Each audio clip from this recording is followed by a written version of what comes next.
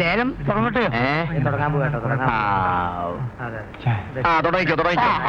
എല്ലാവരും ഇവിടെ ശ്രദ്ധിക്ക, ലേലം തുടങ്ങാൻ പോവുകയാണ്. തുടങ്ങിക്കോ. തന്റെ സംഭവം വേണമല്ലോ ലേലം തുടങ്ങാൻ. വെറും 2 ലക്ഷം. അതെ, ചായ ഞങ്ങള് കുടിച്ചാൽ ഇറങ്ങും കേട്ടോ. സ്വന്തമായിട്ടൊരു ചായക്കടുണ്ടല്ലോ, അടിച്ചു കുടിച്ചൂടെ? ഇവിടെ ഒന്ന് വായി നോക്കണോ? പോക്കിരി തരം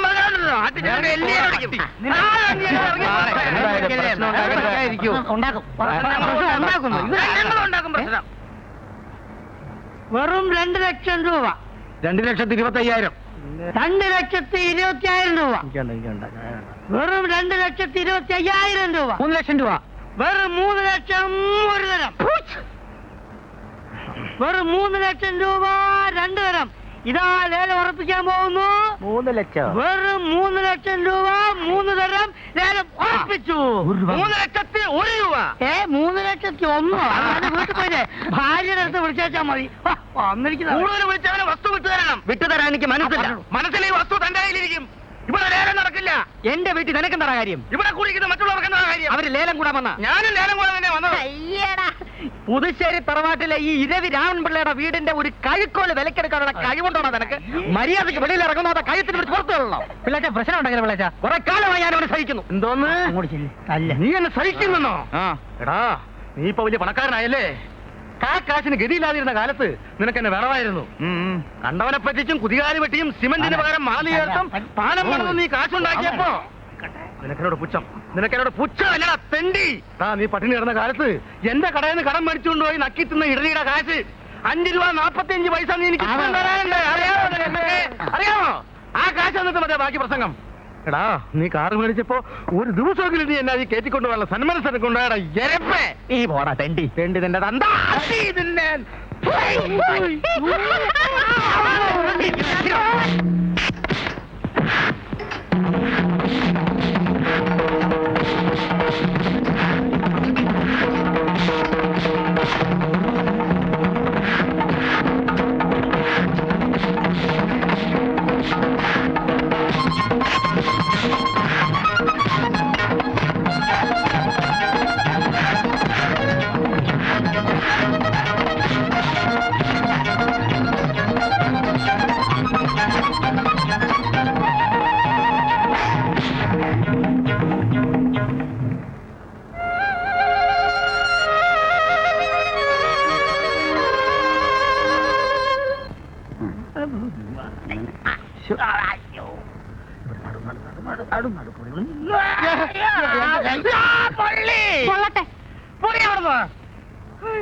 നിങ്ങളുടെ മനസ്സിൽ എന്തോന്നാ വിചാരിച്ചോണ്ടിരിക്കുന്നത്?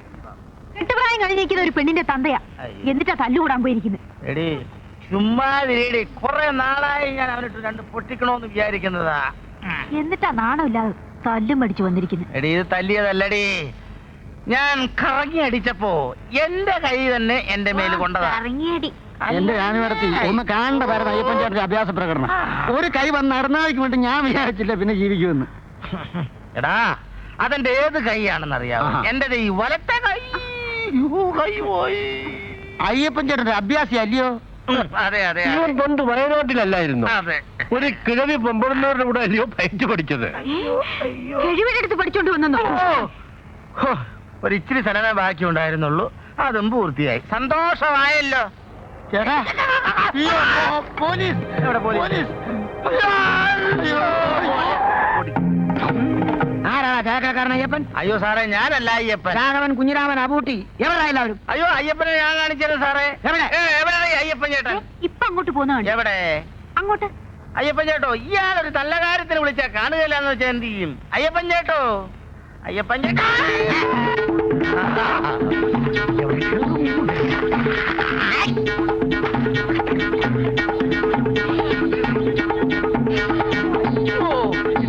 പോലീസ് പിടിച്ചായിരുന്നു. അയ്യോ, മൂത്രപ്പഴ. ഇതിലും ഭേദം കോഴിക്കൂടായിരുന്നു കേട്ടോ. ചേട്ടാ, ഇവൻ എവിടെ പോയി? അയ്യോ, ഞാനല്ല. സാറ് പോയോ? അയ്യപ്പനാണ്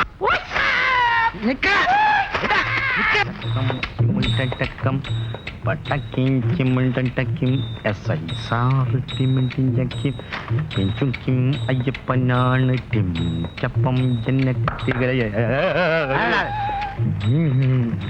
ആരാടാ? ഞാനല്ല, അയ്യപ്പനല്ല. എനിക്കവിടെ ആ പുല്ലിങ്ങല്ലേ എന്റെ പശു പട്ടിണിയായിട്ട് 3 ദിവസമായി. എന്നാ പൈസ പിടി. ഇനി എന്നെ ആർക്കും ഒരു പുല്ലും ചെയ്യാനൊക്കെയല്ല. അയ്യോ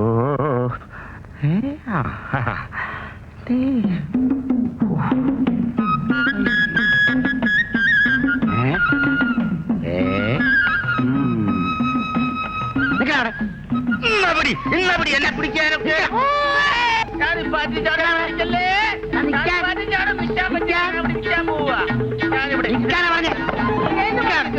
നീയാണല്ലേ അയ്യപ്പൻ? അയ്യോ സത്യമായിട്ട് ഞാനല്ല അയ്യപ്പ സ്വാമിയാണ്. സത്യം ഞാനല്ല അയ്യപ്പൻ.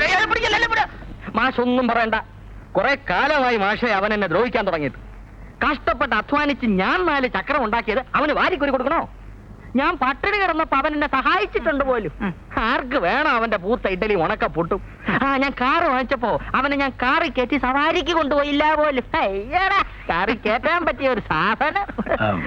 അതല്ല, പോലീസുകാരുടെ നിന്ന് വല്ല അടിയൊടിയൊറ്റ കിട്ടി അയാൾ കിടപ്പിലായി പോയാൽ ഒരു കുടുംബം പട്ടിണിയായി പോവും. അതുകൊണ്ട് പറഞ്ഞതാ. നല്ലോണം 2 പൊട്ടിക്കാൻ ഞാൻ ഏർപ്പാട് ചെയ്തിട്ടുണ്ട്. മാഷിനറിയോ, 6 മാസമായി ഞാൻ ഈ വീട് വിൽക്കാൻ ശ്രമം തുടങ്ങിയിട്ട്. ഇതെങ്ങനെയെങ്കിലും ഒന്ന് വിറ്റിട്ട് വേണം എനിക്ക് എന്റെ പുതിയ വീട്ടിലേക്ക് താമസം മാറ്റാൻ. ഞാൻ എവിടെന്നെങ്കിലും കഷ്ടപ്പെട്ട് നല്ലൊരു പാർട്ടിയെ തപ്പിക്കൊണ്ടുവന്നാലുടനെ അയ്യപ്പൻ പാരയായിട്ട് ഇറങ്ങും. ഇവിടെ പ്രേതമുണ്ട്, പിശാശുണ്ട്, ചാത്തനുണ്ട്.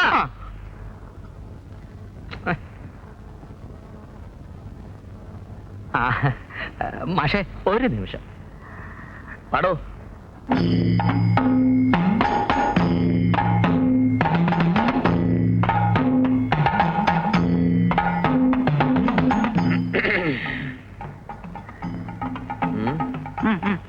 മാഷേ, ഞങ്ങളൊരു സുപ്രധാന തീരുമാനം എടുത്തിരിക്കുകയാണ്.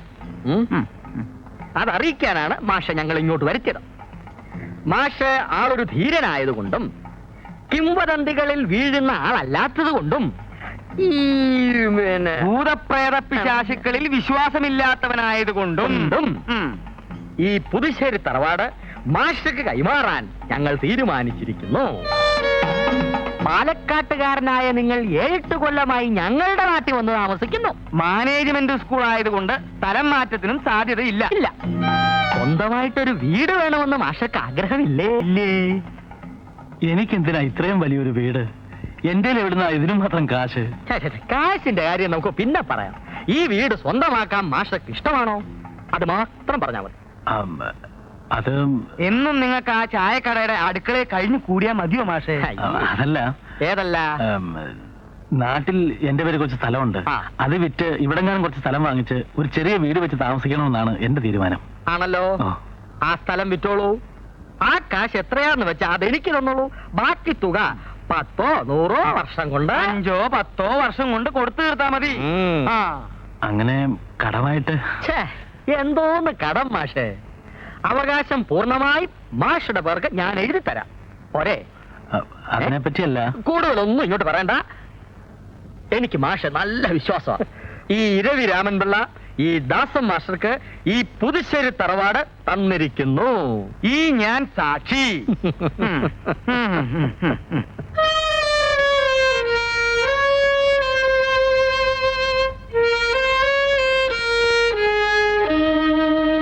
നിങ്ങൾക്ക് എന്താ മാഷെ പ്രാന്തുണ്ടാ? നിങ്ങൾ യുക്തിവാദിയാണെന്നുള്ള കാര്യമൊക്കെ ഞങ്ങൾക്കറിയാം. പക്ഷെ ആ കാര്യം പുതുശ്ശേരി തറവാട്ടിൽ കുടിയിരിക്കുന്ന പ്രേതങ്ങൾക്ക് അറിഞ്ഞൂടല്ലോ. നിങ്ങളെ കൊണ്ട് ഞാൻ തോറ്റു. പ്രേതവും മണ്ണാങ്കട്ടി. ആ വീട് ഇടിച്ചു പൊളിച്ചാൽ എത്രായിരം രൂപ തല കിട്ടുമെന്നറിയാമോ? ഞാൻ വെറും മണ്ടനൊന്നുമല്ല. എനിക്ക് സൗകര്യമുള്ളപ്പോ പണം കൊടുത്ത് തീർത്താൽ മതിയെന്ന് അങ്ങനെ പറഞ്ഞത്. മാത്രമല്ല, ഞാൻ ഈ കച്ചവടത്തിൽ സമ്മതിച്ചുകൊണ്ടാ നിങ്ങളുടെ പേരുള്ള കേസ് പിൻവലിക്കാൻ അങ്ങനെ സമ്മതിച്ചത്. ഞങ്ങളെ കേസിൽ നിന്ന് രക്ഷപ്പെടുത്താൻ വേണ്ടി നിങ്ങളുടെ തല കൊണ്ടുപോയി പ്രേതത്തിന് കൊടുക്കണോ മാഷേ? അതിപ്പോ ഇതൊന്നും ഇല്ലേലും സ്റ്റേഷനിൽ നിന്ന് ഞാൻ ഊരിപ്പോരും. അത് വേറെ കാര്യം. പോയിന്റ് മനസ്സിലായ? എന്നിട്ട് ഈ ധൈര്യം പോലീസിനെ കണ്ടപ്പോ കണ്ടില്ലല്ലോ അയ്യപ്പ. ദേ, 4 പേര് കൂടുമ്പോ ഒരുമാതിരി മറ്റേ വർത്തമാനം പറയുന്നത് ഞാൻ പല പ്രാവശ്യം പറഞ്ഞിട്ടുണ്ട്. 10 കാശ് എന്നിട്ട് മതി മറ്റു കാര്യം. പുല്ലോ? പുല്ല് കളി. കാര്യമായിട്ട് സംസാരിക്കുമ്പോ അലമ്പുണ്ടാക്കാണ്ടിരിക്കേണ്ട പിള്ളാച്ച. അല്ല, എത്ര ഉറുപ്പ്യക്കാ കച്ചവടം ഉറപ്പിച്ചേ? രൂപയൊക്കെ വളരെ കുറച്ചേ വേണ്ടു. എന്തെങ്കിലും ഒരു പ്രശ്നമില്ലെങ്കിൽ ആ കാട്ടുകള്ളൻ വീട് നഷ്ടത്തിന് വിൽക്കുമെന്ന് മാഷിക്ക് തോന്നുന്നുണ്ടോ? ജ്യോത്സ്യവിധി പ്രകാരം ആ വീട് താമസിക്കാൻ കൊള്ളില്ല എന്ന് തെളിഞ്ഞപ്പോഴാണ് അവൻ വിൽക്കാൻ തീരുമാനിച്ചത്. പോയിന്റ് മനസ്സിലായ? ചെലവാകാത്ത ഒരു സാധനം തലയെ കെട്ടിവെക്കാൻ അത്ര അന്തസ്സില്ലാത്തൊന്നും അല്ല ഇരുപിള്ള ചേട്ടൻ. അന്തസ് തെണ്ടി തിരിഞ്ഞ് നടന്നവനല്ലേ അന്തസ്. എന്റെ ഇഡലിയും പൂട്ടില്ലായിരുന്നെങ്കിൽ അവൻ പണ്ടേ പട്ടിണി കിടന്ന് ചത്തേനെ. മാഷക്കറിയോ? പുതുശ്ശേരി തറവാട്ടിലെ ബാല്യക്കാരനായിരുന്നു ഇരവി. അന്ന് വെറും രവിയായിരുന്നു, ഇപ്പോഴല്ലേ ഇരവി ആയത്. മന്ത്രവാദം ചെയ്തല്ലേ കാർത്തിയാനിയമ്മയെ വശത്താക്കിയത്. 7 മാസം ഗർഭം വയറ്റിലുള്ളപ്പോഴാ കല്യാണം കഴിച്ചു കൊടുത്തത്. ഏതല്ല 4. ആ കാര്യം എന്നേക്കാൾ കൃത്യമായിട്ട് കുഞ്ഞിരാമൻ ചേട്ടൻ അറിയാം. ഞാൻ പറഞ്ഞ പോയിന്റ് എല്ലാം സത്യമല്ലേ ചേട്ടാ? അല്ലേ? അയ്യപ്പൻ ബിടായി അടിക്കുമെങ്കിലും അതെ, ഈ പറഞ്ഞതൊക്കെ സത്യമാ മാസ്റ്ററെ. കേട്ടല്ലോ മഴതേ അറിഞ്ഞുകൊണ്ട് കുഴിച്ചാടരുത്, അവൻ ചതിയനാ. നിങ്ങൾക്ക് വല്ല അപകടം പറ്റാൻ ഞങ്ങൾക്ക് സങ്കടമുള്ള കാര്യമാണ്. എനിക്കൊന്നും പറ്റാൻ പോകുന്നില്ല, നിങ്ങളൊന്ന് ചുമ്മാ ഇരിക്കുന്നു. വരാനുള്ളത് വഴി തങ്ങൂലല്ലോ. മാഷയുടെ വിധി അതാണെങ്കിൽ നമ്മൾ നടന്നിട്ട് വല്ല കാര്യമുണ്ടോ?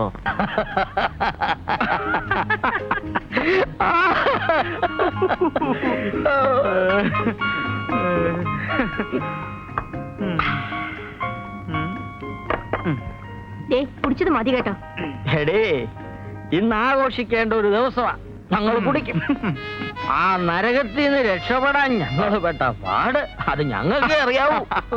കൈമാറ്റം ചെയ്യാതെ വീട്ടിൽ നിന്ന് ഇറങ്ങാൻ പാടില്ലെന്നായിരുന്നു കണിയാൻ പറഞ്ഞത്. കേക്കടി, അമ്പമ്പോ എന്തൊക്കെ അത്യാഹിതങ്ങൾ നടക്കാനിരുന്നതാ.